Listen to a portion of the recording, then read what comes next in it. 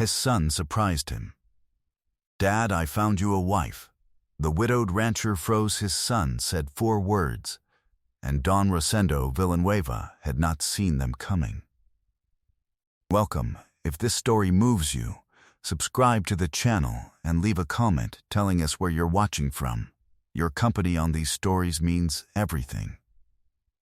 There are men who, when they lose a wife, lose the part of themselves that knew how to want anything. Don Rosendo was that kind of man.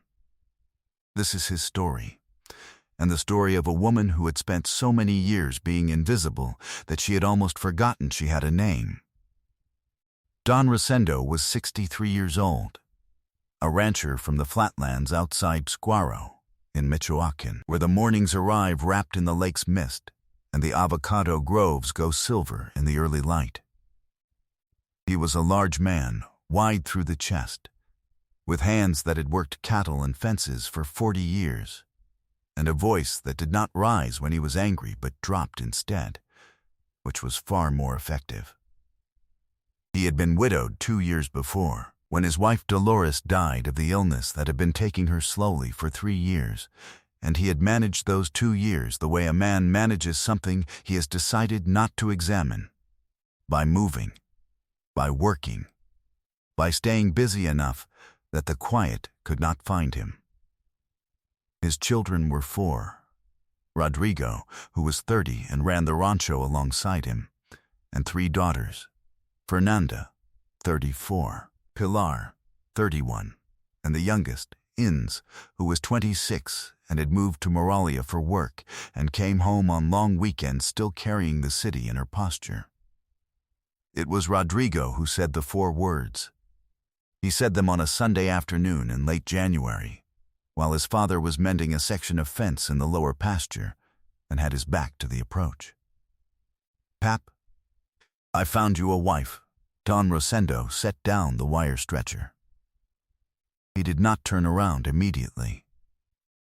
"No," he said. "You haven't heard anything yet." "I don't need to." "Her name is Amparo. She's 47. "Rodrigo, she's been taking care of Abuela Celia for 8 months. Don Rosendo turned around then. He looked at his son the way a man looks at someone who has just said something that changes the shape of an argument without warning.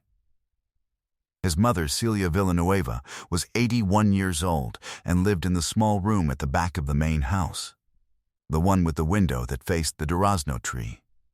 She had been declining for 2 years, the same 2 years of Don Rosendo's widowhood, and the woman who came to care for her, a quiet woman named Amparo, whom Don Rosendo had hired through the parish in Pátzcuaro and had seen perhaps a dozen times in passing, never for more than a few minutes, had been arriving every morning at 7 and leaving every evening at 6, and had asked for nothing beyond her agreed wage, which was modest, and had complained about nothing, and had offered opinions about nothing, and had been, as far as Don Rosendo had allowed himself to notice, simply present, the way certain necessary things are present, like water or light.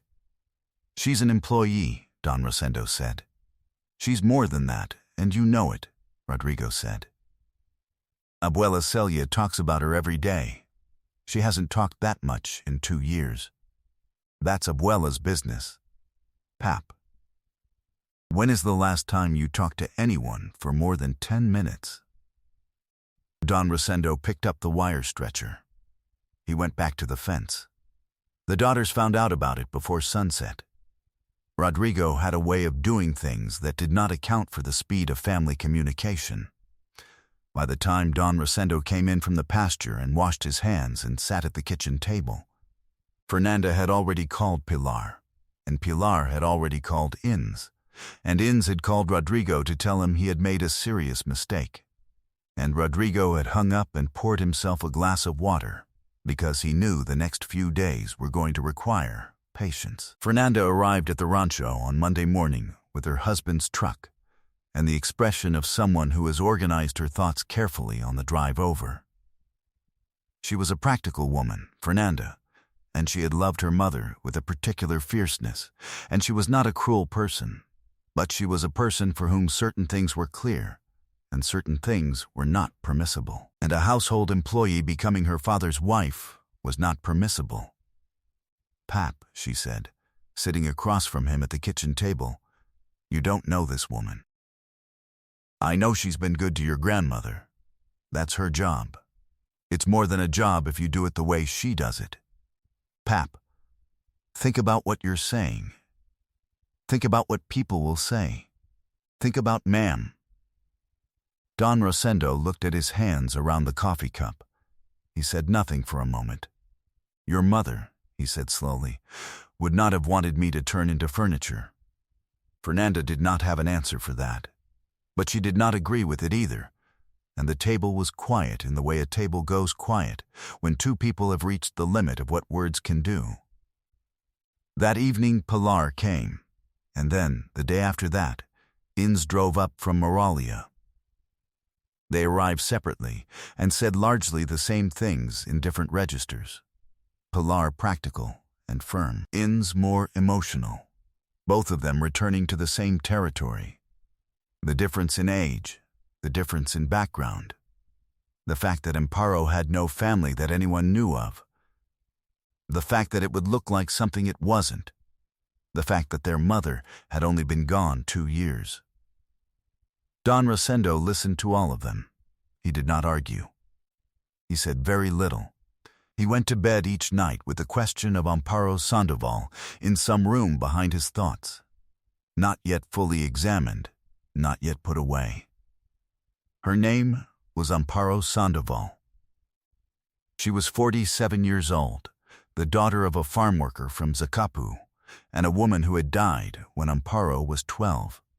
After which Amparo had been passed between relatives, an aunt in Pátzcuaro, a cousin in Zamora, and had learned early that her presence in any household was conditional on her usefulness, and had made herself useful in every household she had entered since the age of 12.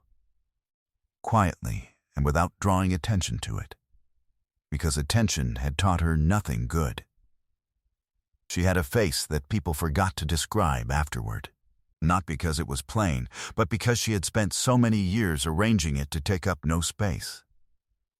She moved through rooms the way water moves through a canal, efficiently, without insisting on being noticed, completing what needed completing and going still when nothing was needed.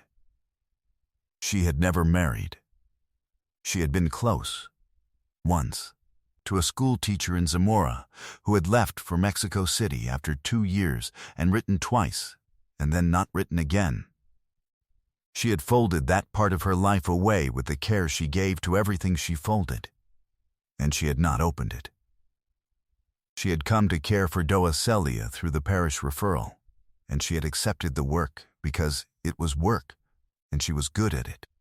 And she had discovered in the first week that Doa Celia was a woman of remarkable interior life who had been left alone with it, and that the most useful thing Amparo could offer was not just her hands, but her ears, and so she had given both.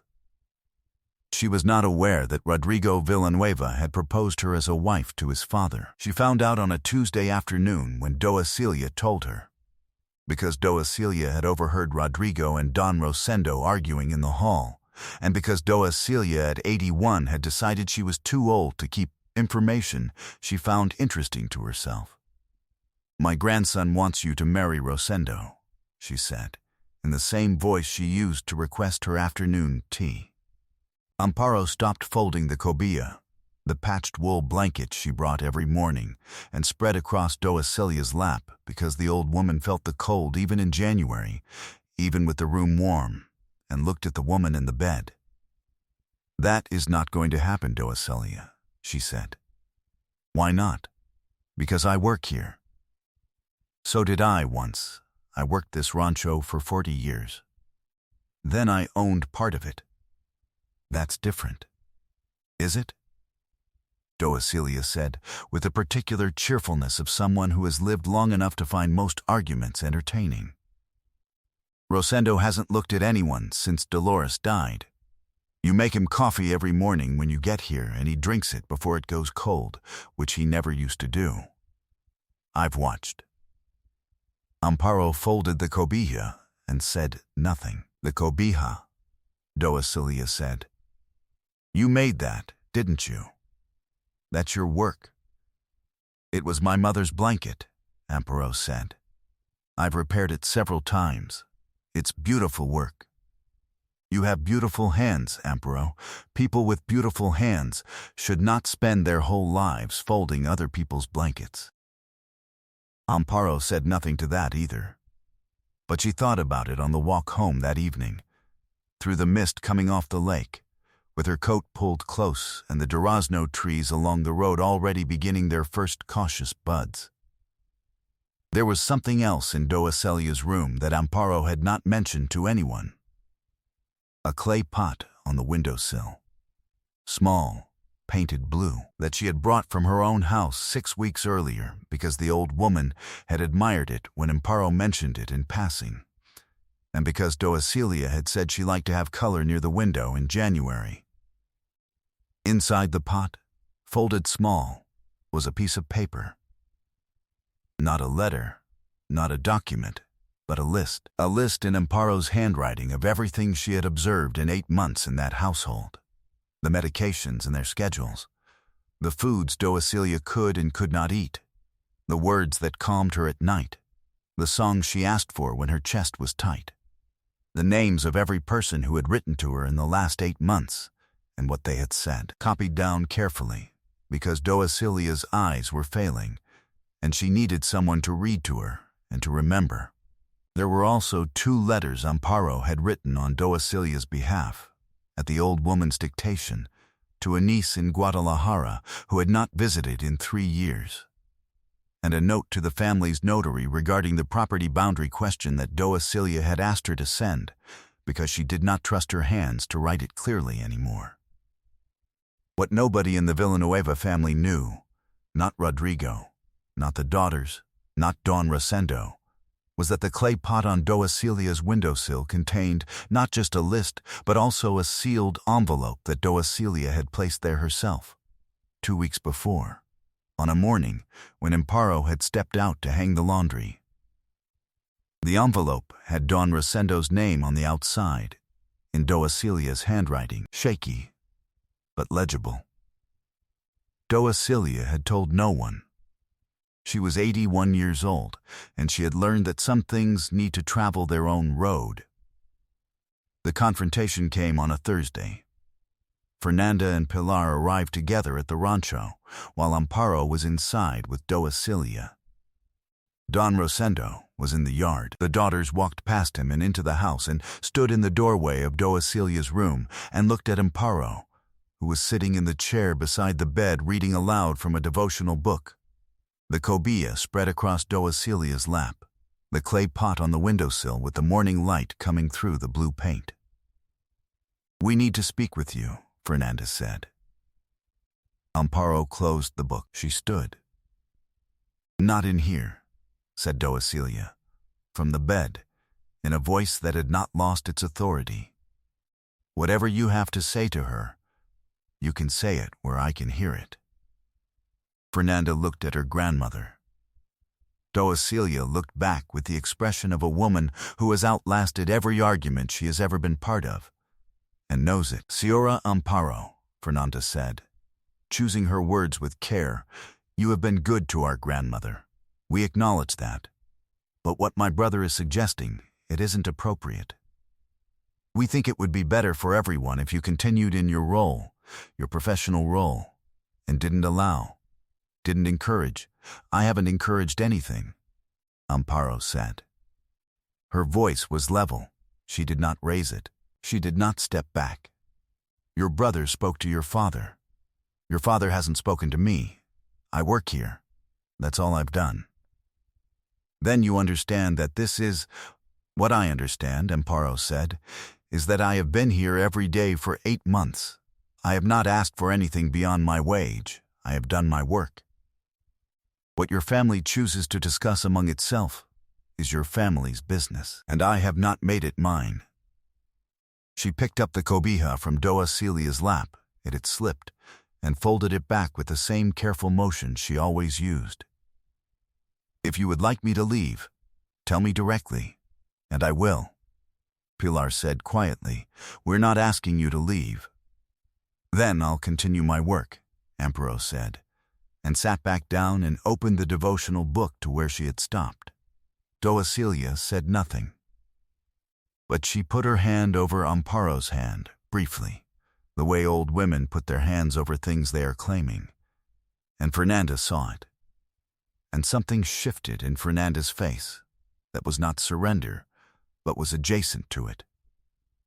Don Rosendo had come to stand in the hallway. He had heard most of it. He had not come in. He stood in the hallway with his hand on the doorframe and listened to this woman speak with more quiet clarity than he had heard from anyone in 2 years. And something in him that had been deciding something for several days made its decision. He stayed there a moment longer after the voices settled, looking at the strip of light under the doorframe and the blue clay pot on the windowsill visible through the gap, and then he walked back down the hall without going in. Because there was a difference between having made a decision and being ready to announce it, and he was a man who had always known the difference. He found Rodrigo at the corral that afternoon. "Tell me about her," he said. Rodrigo looked at his father. "You mean Amparo? Tell me what you know." Rodrigo told him. About Zacapo, about the aunt in Pátzcuaro, about the school teacher who had not come back, about the way the rancho's accounts had somehow organized themselves in the months Amparo had been coming to the house, though no one had asked her to touch them, and she had mentioned it only once to Rodrigo, in passing, as something she had noticed was behind, and had corrected quietly, because it seemed wrong to leave it wrong. Don Rosendo listened to all of this without speaking. That evening, he knocked on the door of his mother's room before going to bed. Amparo had already gone home. Doacilia was awake, sitting up with the cobilla across her lap and the blue clay pot on the windowsill catching the last of the light. "Ma'am," he said, "is there something in that pot?" Doacilia looked at him. Then she looked at the pot. "There might be," she said. He crossed the room and picked up the pot and set it on his palm and looked at it. Then he saw the envelope beneath the folded list. He recognized his name in his mother's handwriting. He sat down in the chair Amparo always used, and he opened the letter. His mother had written it on a night when she could not sleep, in the careful, shaky hand of someone who knows they are running out of time to say things. She had written about Dolores, whom she had loved as a daughter. She had written about grief, which she knew something about, having buried a husband and a son and a sister, and now her own usefulness to most of the world. And she had written about Amparo, not to recommend her, not to push, but to bear witness. She wrote, "I want you to know what I have seen. I have seen a woman who knows how to be present in a room where someone is suffering and not make the suffering about herself. I have seen her read to me when I was too ashamed to admit my eyes were failing. I have seen her write letters I could no longer write and never mention it. I have seen her mend a blanket with such patience that the mending became beautiful. I am not telling you what to do, Rosendo. I am telling you what I have seen, so that when you decide with the whole picture and not only the part that is afraid." He read the letter twice.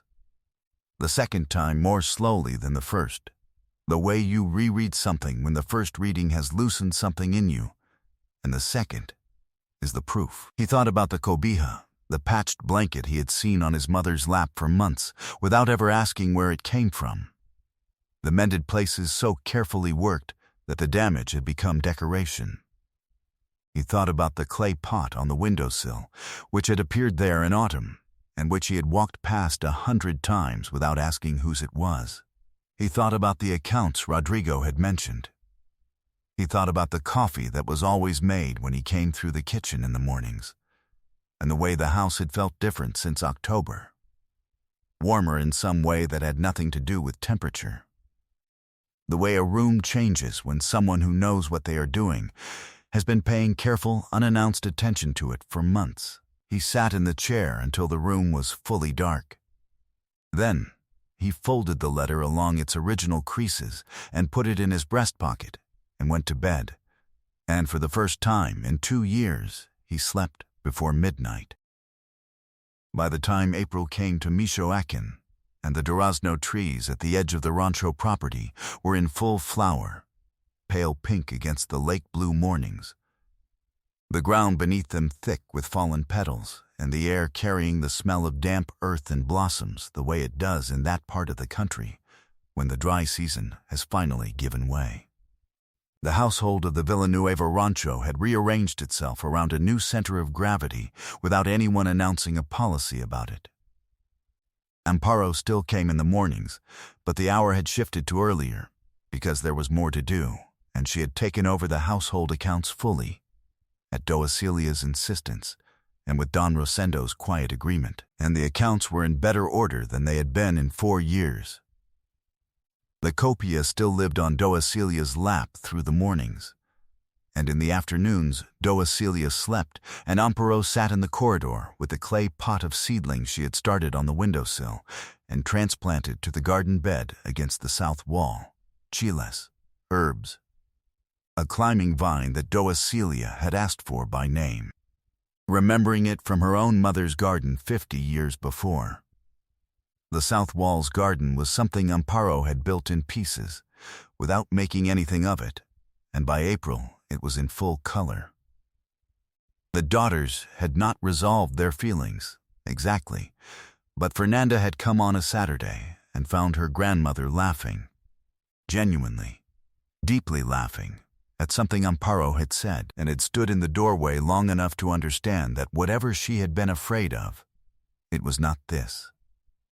Pilar had asked Amparo on a later visit about the accounts, and Amparo had shown her the ledger without defensiveness, and Pilar had seen that 3 years of confusion had been untangled with patient intelligence, and had said nothing more about appropriateness. Inns had not come back yet, but she had sent a plant from Morelia, a small flowering thing in a terracotta pot, and it was on the corridor shelf now, next to the clay pot of herbs. Don Rosendo brought Amparo coffee one morning in late March, instead of the other way around, and set it beside her on the corridor rail without ceremony, and went back to his work. She drank it without commenting on the reversal. The cobia was folded on the chair behind her. The durazno trees were beginning their last flush of flowers, and the garden on the south wall smelled of wet earth and green things growing, and nothing was announced or decided out loud, because some things do not need to be announced. They simply become true, the way seasons become true, gradually, and then entirely. Sometimes the thing inside someone who has been made invisible is not weakness, it is patience that has been waiting for a room large enough to open in. Sometimes the strongest person in a house is the one no one thought to look at directly, and sometimes a son who says 4 careless words on a January afternoon without knowing exactly what he is starting sets something in motion that no argument and no fear can stop, because it was already true before anyone spoke it into the air. Has anyone ever seen something in you that you had stopped believing was there? Leave your answer in the comments. I read every one. If this story reached something in you, share it with someone who needs to be seen today. Until the next story. And remember, never underestimate the quiet person who arrives every morning and asks for nothing, because what they carry is not nothing. It never was.